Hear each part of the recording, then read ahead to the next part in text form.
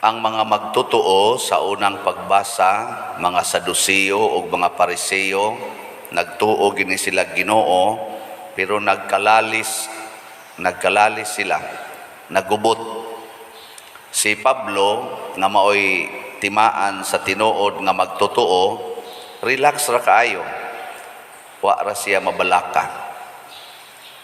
Kining giampo ni Kristo nga ingon siya, wa ko magampo alang lang niining mga tao nga nagsunod nako, nagampo sad ko sa mga tao nga mutuo niya sa ilang mensahe.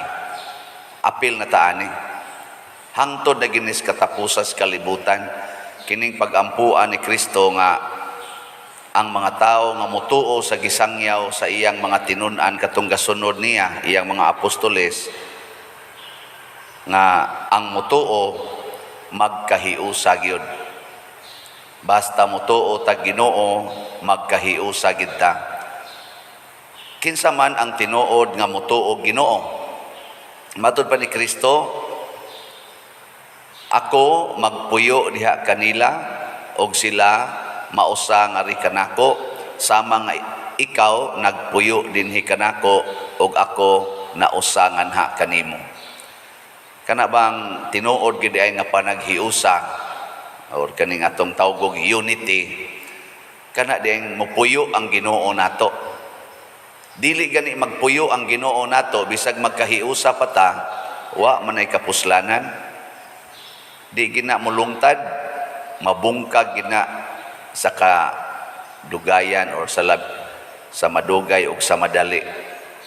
Kamuron, kumusta man sa inyong balay? Nagpuyo bang Ginoo? Dito ba sa inyo ba, inyong pamilya, nagpuyo? Wa. Sige na lang, ay na lang ng pamilya. Kamo, sa inyo rong kasing-kasing, nagpuyo ang Ginoo diya. Maayo. Congratulations. Sige, lingian na imong tupad. Ingna, congratulations. Ang dili mulingi, way Ginoo. Amo, klaro kayo. Nga naman, kay ang naay Ginoo, pirmi gid nang mahigugma. Why minuto mo nagtawag nila 24/7 nga paghigugma. Why gutlo sa iyang kinabuhi nga muhunong siya paghigugma. Beka mo karon, permanente bagyod mong nahigugma. Kay ang Dios gugma man. Kinsa tong musupak sa gugma, wa na'y Ginoo. Kumusta man mo ron? Pirmi mong nahigugma? O naay panahon nga magpili kag kinsay higugmaon? Si San Pablo musugot rag kunis-kunison. Ang naluoy na lang niya, ang iyan na lang komandante. Kaya nga naman, okay raman ni San Pablo kunis-kunison siya. Total, ang kunis-kunis niya, iya manggihigugma. Di ba? Mausad ni si Kristo, siya okay ra magtamparuson ko, ludan akong naong, laruton akong bungot, latiguhon kog maayo, ilansang ko sa cross, bugal-bugalan ko nilag maayo. Okay raman, kaya nga naman, ako man na silang gihigugma. Di ba kanang mama nga mahigugma siyang anak, sukahan sa anak, ihumagkaon, human ihian, kalibangan, okay raman, kaya nahigugma man. Na-paralyze akong papa sa una, kami mo'y maglimpyo siyang hugaw, inigpangihi, inig-discharge, kami mo'y maglimpyo, okay raman, kaya nahigugma man ko sa akong papa. Lipay gani kay ko nga ako jung malimpyuhan ang perting hugawa, perting bahua, akong malimpyuhan niya humandayon, mabutangag sabon, mapulbusan, lipay success. Bisag balik-balikon pa na unom ka tuig namong atiman sa among amahan nga paralyzed, hasta akong maguwang paralyzed. Okay man. Lipay man kay nahigugma man ko. Di ba? O kamo mga asawa, kulatahon mo sa inyong bana. Ingna, okay raman. Kaya nahigugma man ko aning nangulatan ako. Wa man ko muhunong paghigugma niya. Ingka buang dahi ka. Ingka, og mabuang man sa paghigugma. I am willing to become crazy in loving this person. Di ba? Kamo, gusto mong mabuang sa paghigugma o mabuang anang sugal, mabuang anang bisyo, mabuang anang siging kasuko, mabuang anang siging dumot, mura nag mga buang, bisag managsuon, wa na magtingganay, bisag managsilingan, wa na magtingganay, murag mga buang, hasta ang iyang ginikanan, iyang ugangan, iyang bayaw, iyang umagad, wa na tinggi, sigihag daot, hasta gani mga pari, gadinautay, gasigig dinumtanay, apil ng ato mga political leaders na nga buang sa away. Mas maipag mga buang tas paghigugmaay kaysa mabuang tagsiging away o dinumtanay, di ba? Hindi man mumuting. Wapa mo na nga buang diha.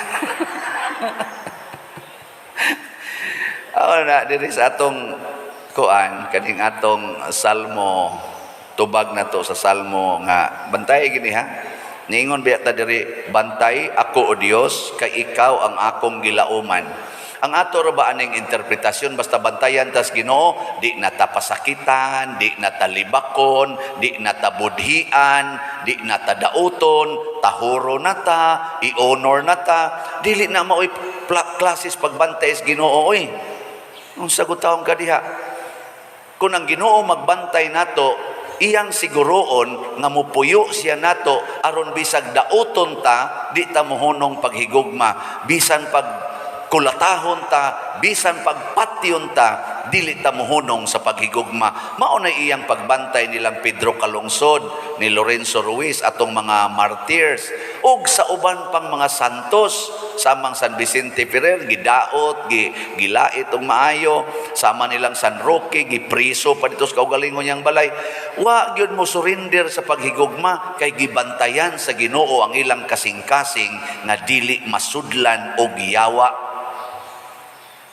dili mapuy-an og yawa. Ang pamilya nga mag-unay away, malusno. Ang gingharian nga magpunay away, malusno gyapon. Hasta sad ang nasod nga magpunay away, malusno. Mo nang di ta masuko kung ang atong silingan mudahig sa usa ka kandidato, ay kasuki.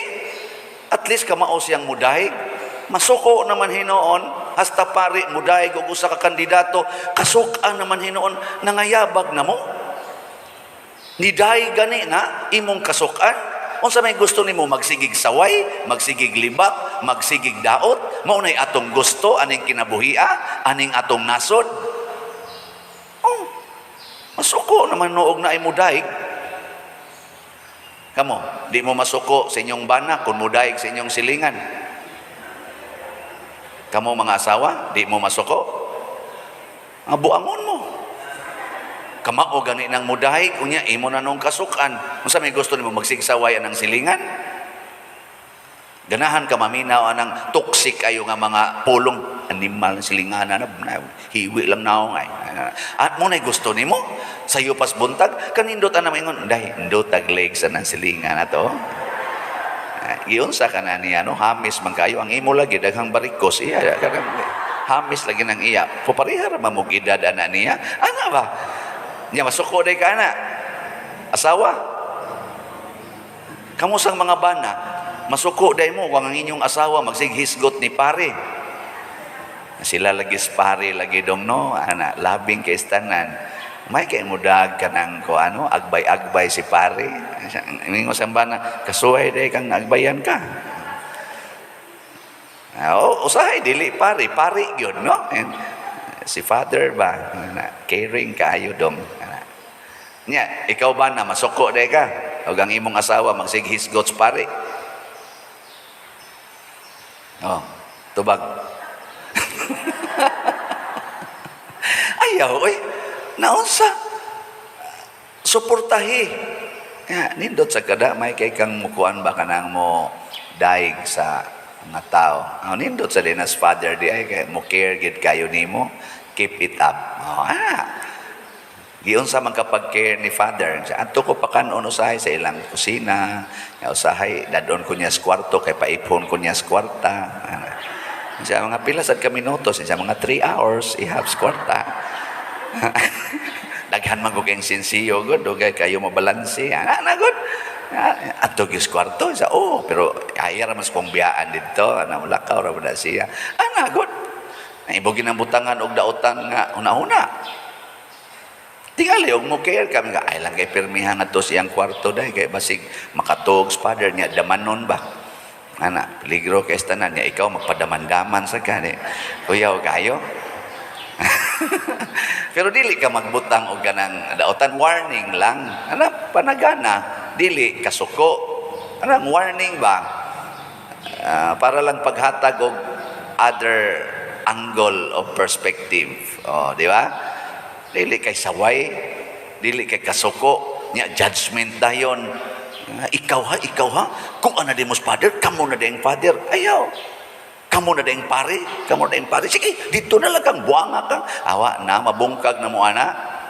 So, gugma yun. Gugma. Ikaduha nga, panaghiusa, mao ang pagpuyo diha sa Ginoo. Saan man nato pagpuyo diha sa Ginoo, sige ginin akong balik-balik, ang iyang mga pulong kung atong sundon, magpuyo kita diha sa Ginoo. Muratag sanga, nga nagpabilin sa punuan. Kay kung ang atong buhaton naa gani pulong sa Ginoo nga atong supakon mura sa tagsanga nga nabali og nasiparit sa punuan, malaya gid ta. Ano na atong bantayan. Karon nisimba ta dinhi. Ako sige kog misa. Timaan ba ni nga nagpuyo na ta diha sa Ginoo? Bisan pag maupos ng imong sinilas og sigig or sandal og sigig anhi sa simbahan, mubaga nagmay imong kubal sa tuhod og siging luhod dinhi, pero nagsigig kag supak bisag usa lang kapulong sa Ginoo, wa ka magpuyo diha sa Ginoo. Mao nay problema nato kasagaran nga niya sa simbahan. Masawayan lang intawon ta sa mga taong wa moanhig simbahan. Nganuman kay dili makita ang presensya sa Ginoo dinhi nato. Apil na sad ko ana. Labaw na mo, di ba? Labaw na ning niya sa akong kilid. Ani? Kitang tanan. Di ni mo ilag unsay ranggo sa simbahan. Santo Papa ba, obispo ba, pare or deacon or kinaubsan. Basta dili ka mutuman bisag usa lang ka pulong sa Ginoo. Patay kita ana, wa na gitay gitawag og presensya sa Ginoo og mahimo natang hulga sa tinuod nga kaluwasan. Muna pasalamat ta sa ato mga kaigsuonan nga nagpakabuang sa paghigugma. Salamat kayo no, mga models ni sila. Nya giunsa nila pagpadayag, nagpakabuang silag palit og slat nato. Mura silag nangabuang. Ako sad mura sa kong nabuang siging palit og slat. Kada semana di jud ko mosugot nga di ko kapalit og slat. Labing minus 5 ka slots gina akong paliton, labing minus. Kay tungod lagi nabuang na sa kong palit og slat, kamuray magpakabuang. Oy, nagtuo mo sige kong papabaligyan ning slat o nya wa ko mo palit. Usa sa kus mga kusog ang mo palit oy. Ana bitang ighuman ako og misa nya naadayoy mo pa picture.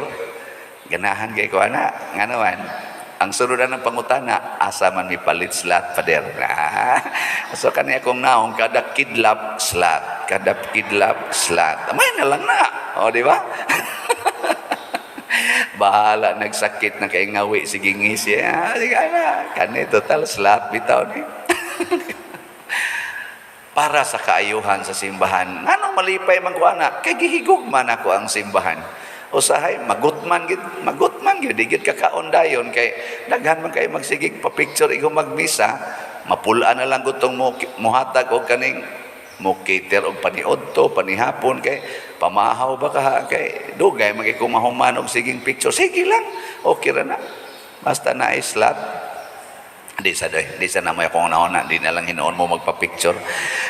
Ang ako kanindot nga nakita ninyo nga usa ko sa mga instrumento sa Ginoo aron pagpakita nganha ninyo nga naa siya, nagpuyo siya.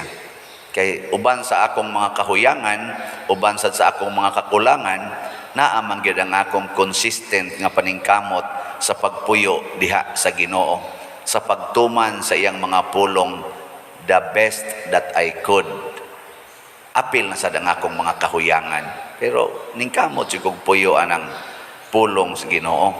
Muna kun ato nang buhaton, mga buang kitag higugma sa atong isig katawo. Di kita mga buang sa pagsigig pangaway, nga mura na tag mga buang, way tag danay. Mas maay pa nang magsigil lang ta. Kanang buang, duha man ko nakaklase iyang batasan. Ang buang usahay, magsigil na siya katawa, bisag wa niya mailhi, iyang katawan. Di ba? Bisag wa siya kaila ba? Mukatawa na siya. Nasa usahay, nga bisan pagkaila niya, iyang hapakon. Duha nakaklase ang iyang batasan. Asa man mo mupili atong buang nga magsigig katawa sa tanang tao o magsigig kasuko sa tanang tao? Nga kana manindog na ta mga buang.